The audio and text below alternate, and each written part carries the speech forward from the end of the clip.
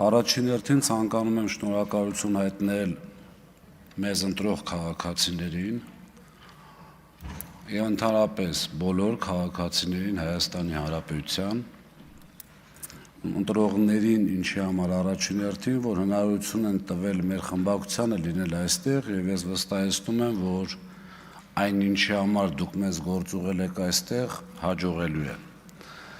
Հնարավորություն է տվել նաեւ ունենալ խմբակցություն եւ շնորհակալություն եմ հայտնում իմ խմբակցությանը իմ տեխնայությունը առաջադրելու համար այս չափից դուրս պատասխանատու պաշտոնում։ Հաշվի առնելով, որ խորհրդարանական երկիր ենք եւ խորհրդարանական վերահսկողությունը որպես այդպիսին իմ կարծիքով բավականին կաղում է, բազմաթիվ օրինակներով դա կարելի է ապացուցել եւ հիմնավորել։ Հիմա շատ կարճ ներկայացնեմ իմ մտքերը տվյալ ոլորտների վերաբերյալ։ Տարածքային կառավարման եւ շրջակա միջավայրի պահպանության հարցերի մշտական հանձնաժողովի գործունեության շրջանակը չափազանց լայն է։ Այն ընդգրկում է մեր համայնքները, մարզերը, ճանապարհները, տրանսպորտը, էներգետիկան, ջրային պաշարներ, ընդերք, շրջակա միջավայր, պետական գույք։ Ուստի այսօր առանձին ոլորտների համադրելու միջոցով ցանկանում ներկայացնել դրանց կարևորությունը մեր երկրի համար եւ ամենակարևորը այդ ոլորտներում ճիշտ կարգավորումների միջոցով մեր ցանկացած Հայաստանը։ Հարգելի գործընկերներ, ձեր ուշադրության առաջին հերթին հրավիրում եմ տարածքային կառավարման եւ տեղական ինքնակառավարման համակարգին։ 2011 թվականից սկսած համայնքների միավորման արդյունքում թիվը 915-ից դարձել է մինչև 70, արդյունքում սակայն փոխվեցին համայնքների չափերը, քարտեզի վրա երկրի վարչատարածքային բաժանումը, սակայն ցավոք չփոխվեց բովանդակությունը։ Խոշորացման նպատակը պարզապես համայնքների թվի կրճատումը չէր։ Այն պետք է ստեղծեր կառավարչական ավելի մեծ կարողություններ, ապահովեր մարդկային եւ ֆինանսական ռեսուրսների արդյունավետ օգտագործում, բարձրացրեր հանրային ծառայությունների որակը եւ ամենակարևորը իրական լիազորություններ եւ անպատասխան ֆինանսական միջոցներ ապակենտրոնացներ դեպի համայնքներ։ Այդուհանդերձ դիմերը պետական կառավարման ստորաբաժանում չեն։ Կենտրոնական իշխանության լծակների ընդլայնումը, այդ թվում նաեւ ժամանակավոր պաշտոնակատարի նշանակումը վարչապետի կողմից եւ մի շարք այլ մեխանիզմներ լրջագույն հարցեր են առաջացնում տեղական ինքնակառավարման մասին միջազգային խարծերով երաշխավորված տեղական ինքնավարության եւ ժողովրդավարության լեգիտիմության սկզբունքների տեսանկյունից։ Մենք բոլորս տեսել ենք, թե ինչպես է տեղի ունենում այդ չարադառնալով այն նպատակներին կամ այն ձևերին, որով ընտրված համայնքապետերը հեռացվում են, իմ կարծիքով սա պետք է չեղարկել եւ ուղղակի հեռացնելուց հետո ընտրական օրենսգրքի սահմաններում նշանակել նոր ընտրություններ կամ համայնքի հավաքանին իր, այսպես ասած, եթե հնարավոր է իր լիազորությունները իրականացնի։ Սա միանշանակ անհրաժեշտ է փոխել։ Մեր նպատակը պետք է լինի մարդկային կարողություններով զարգացած ֆիսկալ ինքնուրույնություն ընդլայնած բնակչին մոտ եւ որակյալ ծառայություններ մատուցող ուժեղ համայնքը։ Վերաիմաստավորման կարիք ունի նաեւ մարզպետի եւ մարզպետի աշխատակազմի դերը։ Մարզպետարանը պետք է աշճանաբար վարչարարող մարմնից վերածվի տարածքային զարգացման իրական կենտրոնի, համադրելով համայնքային մարզային եւ պետական զարգացման ծրագրերը, ձևավորելով մարզի երկարաժամկետ առաջնահերթությունները եւ նպաստելով ներդրումների ներգրավմանը։ Մարդու աշխատանքի կրթության եւ տնտեսական գործունեության եւ որակյալ հանրային ծառայություններից օգտվելու հնարավորությունները չպետք է սկզբունքորեն տարբեր լինեն միայն այն պատճառով, որ մեկը բնակվում է Երևանում, մյուսը մարզկենտրոնում, երրորդը սահմանամերձ բնակավայրում։ Ուժեղ համայնքը պետք է լինի մեր մարզի, իսկ ուժեղ մարզերը համաչափ զարգացող Հայաստանի հիմքը։ Սիրելի հայրենակիցներ, տարածքային զարգացման մասին խոսել հնարավոր չէ առանց ժամանակակից տրանսպորտային ենթակառուցվածքների։ Ճանապարհատրանսպորտային համակարգի կառավարումը ասֆալտի կառավարում չէ։ Հայաստանում պետք է ճանապարհաշինարարությունից անցում կատարել ճանապարհային ենթակառուցվածքների ամբողջական կառավարման մոդելի։ Ճանապարհը չպետք է ավարտվի շինարարության ընդունման ակտով։ Յուրաքանչյուր ճանապարհ պետք է ունենա իր ամբողջ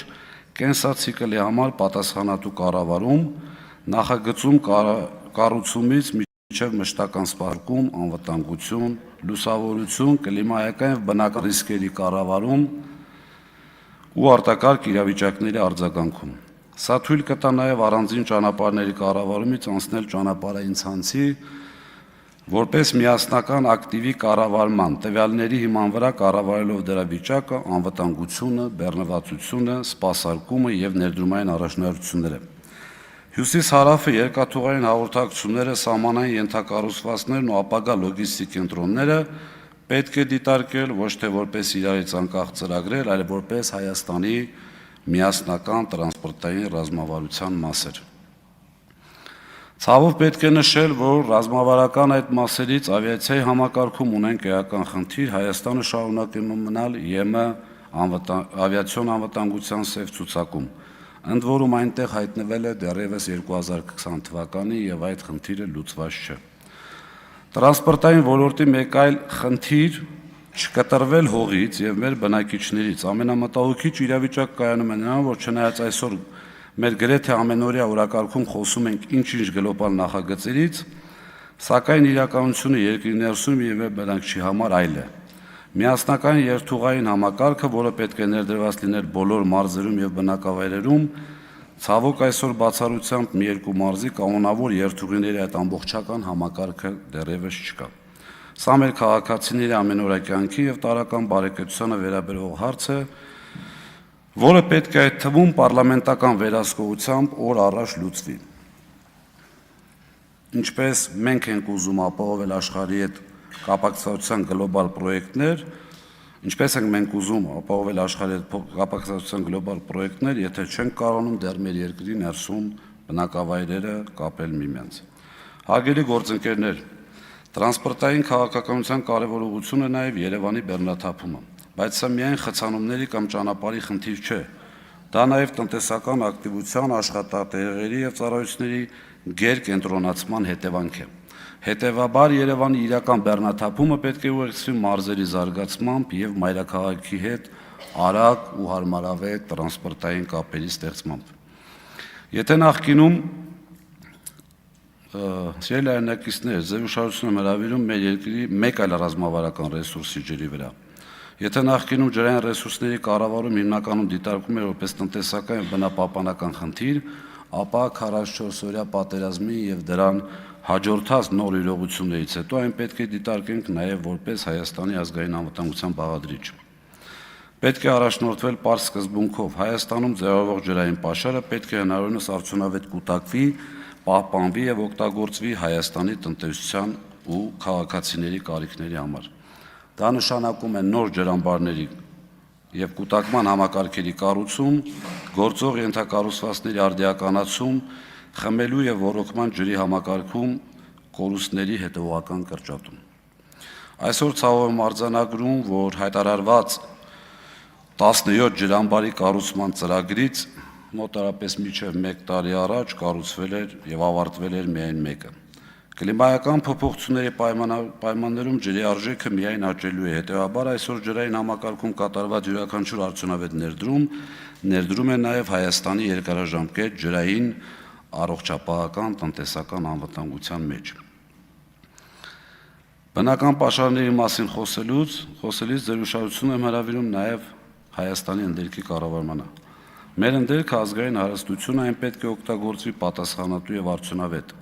և առաջին հերթին Հայաստանի երկարաժամկետ տնտեսական շահերից ելնելով։ Հանքարդյունաբերությունը Հայաստանի տնտեսության կարևոր ճյուղերից է, բայց մեր նպատակը չպետք է սահմանափակվի նրանով,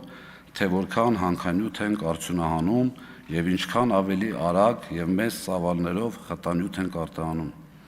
Մենք պետք է ընդլայնենք արժեքային շղթան հասնելով մետաղների, ապա վերջնական արտադրանքի ստացմանը երկրի ներսում։ Այնինչ այստեղ ևս ունենք հերթական չկատարված խոստում,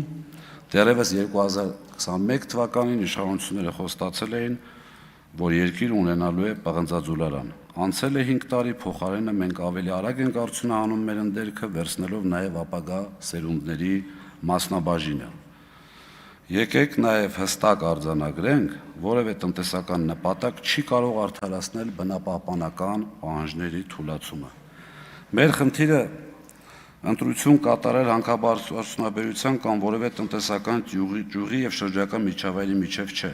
Մեր խնդիրը այնպիսի համակարգ ստեղծելն է, որտեղ բնական պաշարի օգտագործումը ստեղծում է առավելագույն տնտեսական արժեք, նվազագույն եւ կառավարելի բնապահպանական ազդեցությամբ։ Տնտեսական զարգացումը կարող է համարվել կայուն միայն այն դեպքում, երբ հաջորդներին սերունդներին չեն փոխանցում սպառված բնական ռեսուրսներ եւ կուտակված բնապահպանական խնդիրներ։ Մենք չենք կարող չարձանագրել, որ Հայաստանի բնապահպանական վիճակը շարունակում է խիստ մտահոգիչ մնալ։ Հատկապես Երևանում եւ մի շարք այլ բնակավայրերում օդի աղտոտվածությունը դարձել է մարդկանց կյանքի որակի վրա անմիջականորեն ազդող խնդիր։ Իսկ անտառային տարածքների պահպանության եւ վերականգնման ուղղությամբ իրականացվող քաղաքականությունը զուրկ է միասնական հստակ գույքագրումից եւ կառավարումից։ Էներգետիկայի ոլորտում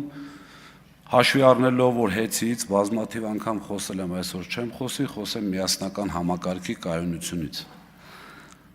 Հայաստան-Իրան 400 կիլովոլտ գիծը դեռևս պատրաստ չէ։ 90%-ով է պատրաստ եւ իմ ինֆորմացիայով այնտեղ մի քանի հենասյան խնդիր կա եւ 220 կիլովոլտ տրանսֆորմատորի խնդիր, բայց ունենք այդտեղ այլ խնդիր։ Իմ ինֆորմացիայով այդ գծերը որ քաշվում են, հետո տեղի են ունենում գողություններ։ Անգամ կառավարությունը դիմել էր հեծին, որպեսզի հեծը, պարոն Կարապետյանը գիտի, 10 կիլովոլտ գծից հնարավորություն տա գիծը լարման տակ դնելու, որպեսզի գողությունները չկատարվեն։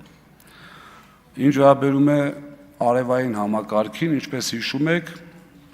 եթե չեմ սխալվում, այս ամբիոնից վարչապետը հայտարարեց, որ սարքել ենք 2 հատ ատոմակայան, ով որ չի պատկերացնում, ասեմ ձեզ, խոսքը վերաբերում էր արևային կայանների։ Եթե արևային կայանների այդ 2 ատոմակայանը չունի ակումուլյացիոն համակարգ, այսինքն մենք չենք կարողանում դրանք կուտակել,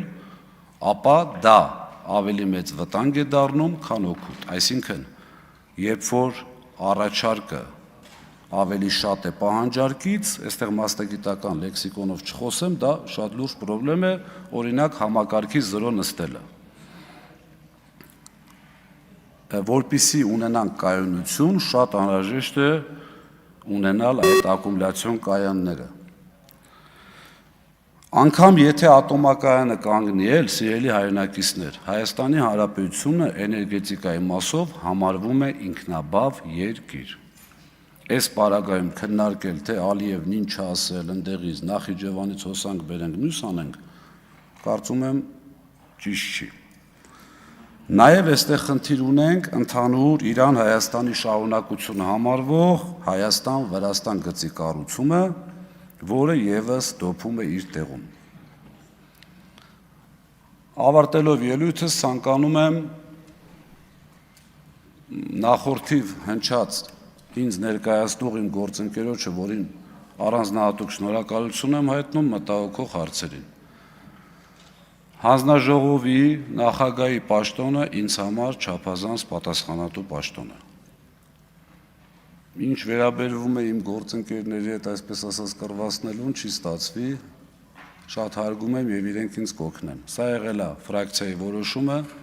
համաձայնացվել է մեր ընկերների հետ, որևէ խնդիր չունենք։ Չեմ խնդրելու ձեզ ինձ ընտրել, չեմ հորդորելու ձեզ ինձ ընտրել, չեմ պահանջելու հաշվի առնելով Դոնթի բանաձևը միայն այդ առումով պահանջելու ինձ ընտրել, բայց ընտրվելու դեպքում պատրաստ եմ համագործակցել բոլորի հետ, անկախ քաղաքական, այսպես ասած, շատ խորը տարաձայնություններից։ Հիմա շատ փոքր անդրադարձ կատարեմ պարոն Հակոբյանի այսօրվա ելույթին, չցանկանալով մտնել նրա մեջ, որ եթե այստեղ խոսվում է, չէ, ասենք, որ ամենայն հավանականությամբ դա պետք է համարվի որպես ապատեղեկատվություն։ Բայց ինչևէ, չէ, եթե ազգային ժողովի ամբիոն համարենք, ներողություն ավարտեմ, ինձ թվում է հնարավորություն կունենաք, ես չգիտեմ ինչի մտածում եմ դուք ինձ հարց եք տալու, էլի։ կունենաք այդ հնարավորությունը։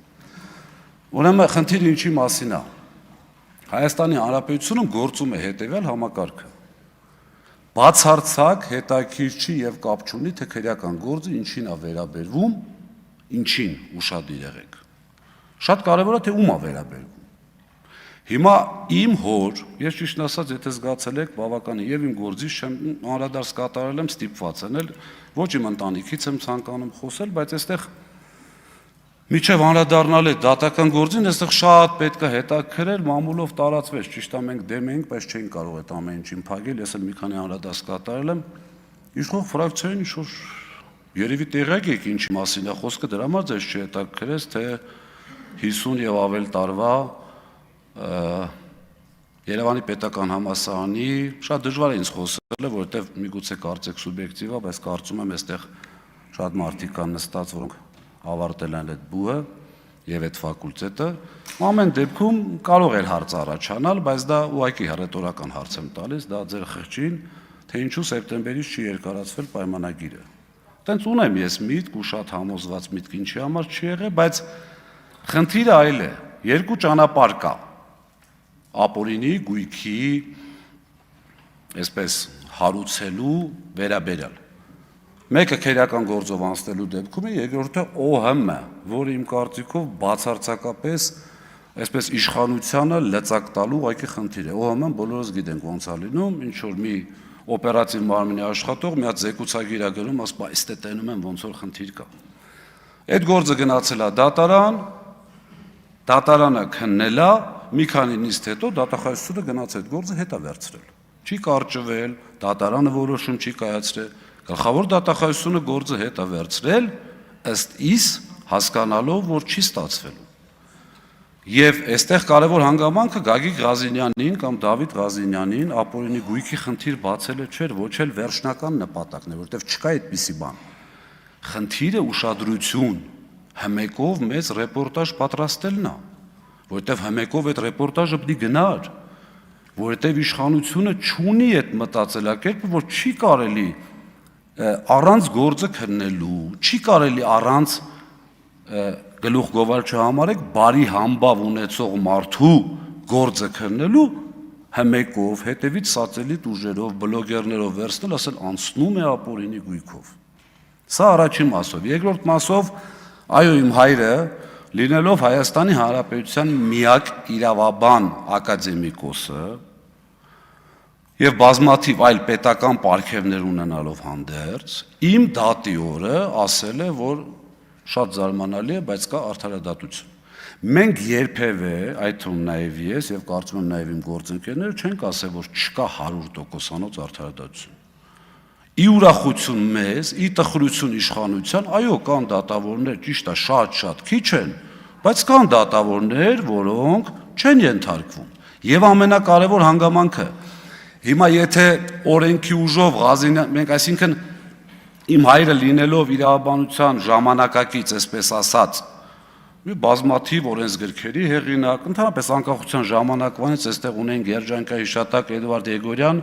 որը մասնագիտությամբ իրավաբան չէր, բայց պետաիրավականի նախագահն էր, հավաքել էր, այսպես ասած, լավ մասնագետների, այդ ակունքներում կանգնած մարդ լինելով, պետք է երևի ուրախանա, որ օրենքի ուժով պատգամավորի անձեռնմխելիություն ձեռք բերած անձին դատարանը ուղղակի այլ բան չունի անելու, չի կարող։ Չնայած հաշվի առնելով ինչեր է կատարվում, կարող է դել քաղաքական իշխանության կամքը լիներ։ Ամեն դեպքում կարծում եմ, որ այո, շատ փոքր տոկոսով կա արդարադատություն։ Եվ Աստված չանի, որ այդ փոքր տոկոսը զրոյանա։